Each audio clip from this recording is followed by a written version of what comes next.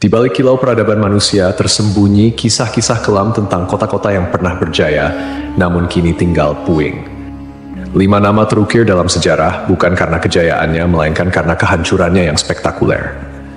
Kota-kota ini, yang konon dikutuk oleh Sang Pencipta, menjadi pengingat abadi akan batas antara kehendak manusia dan murka ilahi. Dari debu dan abu, kisah mereka berbisik, memperingatkan generasi mendatang tentang harga yang harus dibayar atas pembangkangan dan dosa. Mari kita telusuri jejak kota terkutuk ini, yang nasibnya telah diputuskan oleh tangan Tuhan sendiri. 1. Pompei. Pompei adalah sebuah kota kuno yang terletak di wilayah Campania, Italia. Kota ini memiliki sejarah panjang yang dimulai jauh sebelum kehancurannya secara tragis pada tahun 79 Masehi. Pompei telah berdiri sejak abad ke-7 sebelum Masehi oleh suku Ossi. Awalnya, Pompei merupakan sebuah pemukiman kecil yang kemudian berkembang menjadi kota pelabuhan penting di wilayah Napoli. Pompei pun berkembang menjadi kota yang besar pada masanya. Kota ini juga dikenal yang jauh lebih subur daripada tempat lain, karena Pompei terletak di kaki Gunung Vesuvius, sebuah gunung berapi purba yang merupakan satu-satunya gunung berapi aktif di Eropa. Para petani di kota ini banyak yang menanam anggur dan zaitun. Kesuburan tanah ini merupakan salah satu faktor utama yang mendorong pertumbuhan dan kemakmuran Pompei selama berabad-abad. Meskipun Gunung Vesuvius telah lama menjadi bagian dari lanskap kota Pompei, penduduk kota tampaknya tidak menyadari bahaya yang kelak akan ditimbulkannya. Gunung Vesuvius diketahui telah tidak aktif selama berabad-abad, dan pengetahuan vulkanologi pada masa itu masih sangat terbatas. Kota Pompei merupakan bagian dari wilayah kekuasaan Romawi kuno. Banyak dari masyarakatnya merupakan keturunan Romawi, dan di seluruh wilayah Kekaisaran Romawi kuno, praktik prostitusi memang dilegalkan. Namun Pompei menawarkan sesuatu yang lebih. Diperkirakan ada 35 rumah bordil yang tersebar di kota ini. Di Pompei ada beberapa lupanar, dengan yang paling terkenal disebut Lupanar Grande, yang merupakan satu-satunya rumah bordil besar yang ditemukan di sana. Kata lupanare sendiri berasal dari kata Latin lupa, yang berarti serigala betina, istilah yang juga digunakan untuk para pelacur pada zaman itu. Di dalam Lupanar Grande, ditemukan kamar-kamar kecil dengan lukisan erotis di dinding, yang kemungkinan besar digunakan sebagai semacam menu untuk layanan yang ditawarkan di sana. Rumah bordil ini memiliki 2 lantai. Lantai pertama diperuntukkan bagi kelas bawah, sedangkan lantai kedua digunakan oleh pelanggan kelas atas. Jumlah yang tergolong banyak mengingat Pompei hanya seluas 12 km² dengan populasi sekitar 11.000 orang. Untuk menuju rumah bordil, jalanan di Pompei diberi petunjuk arah berupa pahatan falus alat kelamin laki-laki, sebuah tanda untuk membantu orang asing yang mungkin mabuk berat atau tidak bisa berbicara bahasa lokal. Praktik prostitusi biasanya dilakukan oleh para budak yang memasang tarif sangat murah. Bahkan tarif di Pompei jauh lebih murah daripada di wilayah Kekaisaran Romawi lainnya. Dengan membayar setara harga seperempat gelas anggur, setiap laki-laki yang datang ke Pompei sudah bisa memesan pelacur. Pada salah satu dinding aula, ditemukan tulisan yang artinya, "Jika Anda mencari pelukan manis di kota ini, semua gadis di sini tersedia." Hubungan seksual yang diwajarkan tidak hanya terjadi antara laki-laki dan perempuan saja. Penemuan grafiti menunjukkan bahwa homoseksual dan pemerkosaan anak juga menjadi hal yang biasa di Pompei. Temuan inilah yang membuat Pompei dijuluki sebagai kota maksiat, terlepas dari arsitekturnya yang megah dan keberagaman karya seninya. Akhirnya, setelah kegiatan maksiat di kota ini semakin parah dan menjadi pemandangan yang lumrah, pada tanggal 24 Agustus 79 Masehi, sekitar tengah hari, terjadilah letusan mahadahsyat dari Gunung Vesuvius. Gunung ini mengeluarkan kolom erupsi yang luas dan tinggi hingga mencapai ketinggian 33 km. Abu vulkanik dan batu apung mulai berjatuhan di Pompei dan di daerah sekitarnya. Tebalnya erupsi menyebabkan kegelapan di siang hari dan membuat orang-orang kesulitan untuk bernapas, sehingga penduduk Pompei banyak yang tidak sanggup melarikan diri. Kemudian pada malam hari, letusan mencapai puncaknya. Serangkaian awan panas yang mematikan mulai menyapu kota dengan kecepatan tinggi dan membunuh siapapun di kota tersebut. Meskipun sulit untuk memastikan jumlah korban jiwa yang tepat, diperkirakan ada sekitar 2.000 orang yang tewas di kota Pompei, meskipun banyak juga yang berhasil melarikan diri pada tahap awal erupsi. Namun, mereka yang tertinggal atau terlambat melarikan diri menghadapi nasib yang sangat mengerikan. Kota maksiat ini hancur lebur bersama 500 tahun. Setelah sekian lama, Pompei ditemukan kembali pada abad ke-14 dan penggalian yang dilakukan mengungkapkan banyak artefak serta mumi-mumi yang terkubur di bawah abu vulkanik. Pompei kini menjadi simbol peringatan akan bahaya dari keangkuhan dan dosa manusia.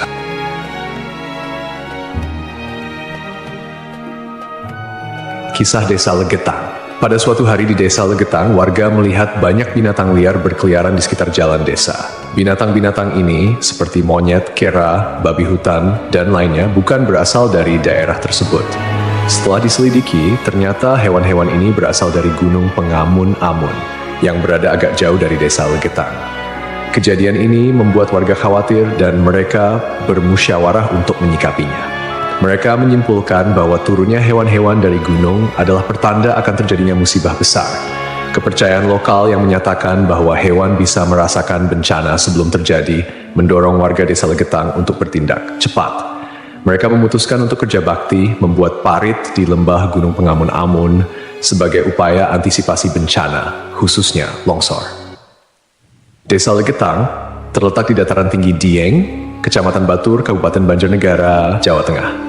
Desa ini dikenal dengan tanahnya yang sangat subur, bahkan lebih subur dibandingkan desa-desa lainnya di sekitarnya. Sebagai contoh, jika semangka yang ditanam di desa lain hanya mencapai berat sekitar 6 kg, semangka yang ditanam di Legetang bisa mencapai 10 hingga 12 kg. Setelah parit selesai dibuat, kehidupan di desa kembali normal. Desa Legetang adalah desa yang makmur, hanya sedikit orang miskin di sana. Banyak saudagar kaya yang hidup mewah dan uang sering dihamburkan untuk hiburan. Setiap malam, mereka sering berjudi dan mengadakan berbagai hiburan yang tidak pantas, seperti kesenian lengger yang kadang berujung pada tindakan asusila. Kesenian ini yang hanya dilakukan di desa tersebut menjadi simbol betapa jauhnya masyarakat desa ini dari nilai-nilai agama dan moral. Setiap malam, penduduk Desa Legetang terlibat dalam berbagai bentuk kemaksiatan, termasuk perjudian, mabuk-mabukan, dan seks bebas. Mereka yang tidak terlibat dalam perilaku ini tampaknya membiarkannya, seolah-olah itu adalah hal yang wajar. Beberapa sumber melaporkan bahwa tingkat kemaksiatan di desa ini sangat tinggi, dengan beberapa laporan ekstrem seperti hubungan seksual antara anak dan ibu kandung. Desa Legetang mengalami hujan yang sangat lebat. Cuaca ekstrem ini disertai dengan petir yang menyambar-nyambar dan suara guntur yang menggelegar di langit yang gelap. Tiba-tiba, terdengar suara ledakan yang sangat keras yang dapat didengar hingga ke desa-desa di sekitarnya.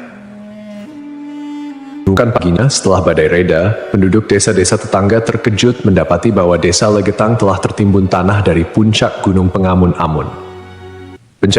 Tragedi ini menelan korban jiwa 351 orang, termasuk bayi dan balita.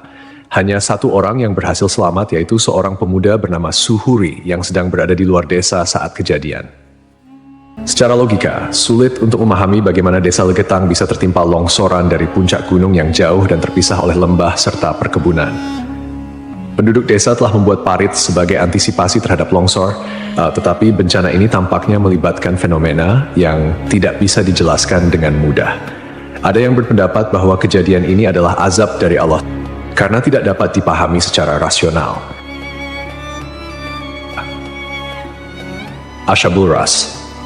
Ashabul Ras adalah sebuah kaum yang hidup pada zaman dahulu.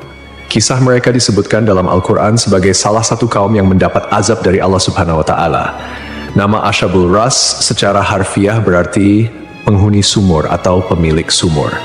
Mereka tinggal di sebuah wilayah yang kini diperkirakan berada di antara Yamamah dan Hadramaut di Jazirah Arab. Kehidupan Ashabul Ras sangat bergantung pada sebuah sumur besar yang menjadi sumber air utama. Tidak hanya menjadi pusat kehidupan, tetapi juga menjadi simbol kemakmuran dan identitas kaum tersebut. Mereka membangun peradaban yang cukup maju di sekitar sumur ini dengan pertanian dan peternakan sebagai mata pencaharian utama. Namun, meskipun telah diberi nikmat berupa sumber air yang melimpah, Ashabul Ras justru menyalahgunakan anugerah tersebut. Mereka mengembangkan sistem kepercayaan yang menyimpang dan menyembah pohon cemara besar yang tumbuh di dekat sumur mereka. Pohon ini dianggap suci dan dijadikan objek penyembahan, menggantikan Allah Subhanahu wa Ta'ala sebagai Tuhan yang seharusnya disembah. Kemusyrikan Asyabul Ras tidak berhenti pada penyembahan pohon saja.